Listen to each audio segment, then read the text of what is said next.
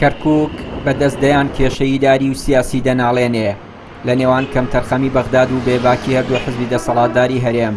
کێشەکانی ئەم شارە تا دێت گەورەتر دەبن و هیچ کەس و لایەنێکیش جددی نییە لە چارەسەرکردنیان.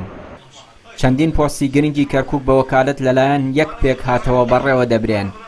لایەنی کوردی هەرچەندە دەڵێن ڕازی نین بەم دۆخەی ئێسای شارەکە، بەڵام هیچ هەوڵێکیش نادەن بۆ چارەسەرکردنیان.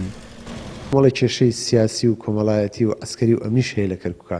ئەمانە هەمووی ئەگەڕێنینەوە بۆی کە کورد یەکدەنگ نییە، بەداخەوە کە ئێمە کە کاتێک کە دێنە سەر ئەوەی کە کورد یەکدەنگ بێیان کارێکمان پێ ئەکرێ یەکدەنگجی ناکەین. بۆ نمونە ئەنجومەنی پارێزگا بگەڕایەتەوە کاتی خۆی ئێمە ئەمانتوانی بە ئاسانی پارێزگاری کەرکووک دابنێن. تا ئێستا پارێزگارێکی بە وەکالە دەیباتە ڕێوە و هەموو ئەو پۆستانەی کە ئێستا هەیە هەم ئەمنی و ئەسکەرەکان و هەم ئیدارەکانیش زۆربەی لەلایەن پێکهاتەیەکی تایبەتەوە بەڕێوە ئەچێەوە زۆرجا بەغا هاوکارە لەگەڵیانە بۆی کە ئەم کێشانەوەکو خۆی بمێنێتەوە کێشەکان چارەسەر نەکرێن لە دژی کووردە.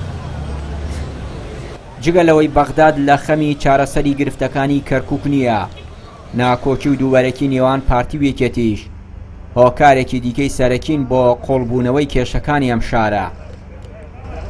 لەلای گلەی ئەوە کرێکەڕاکان جوبوری با وەکالەتەوە پارێزگارێکی فەرمی کەرکووک نییە، ئەی بەدیل و جێگرەوەی کێیە کە بۆ نمونە پێشکەش کرابێ و حکوومەتی ناوەند ڕەتی کرد بێتەوە.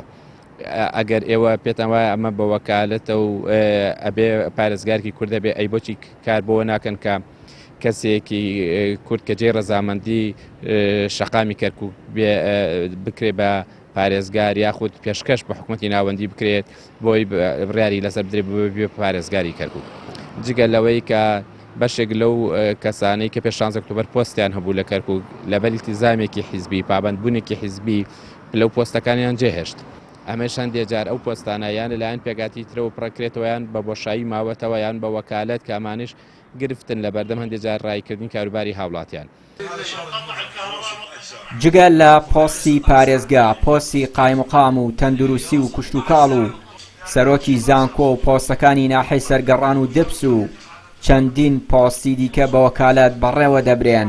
پارتی و یەکێتیش لە جیاتی چارەسەری ئەو گرفتانە خەریکی ململانەی حزبی و شەڕی پۆستی دیکەن لە بەغداد. چیانووری کەناڵی پەیام، کەرکووک.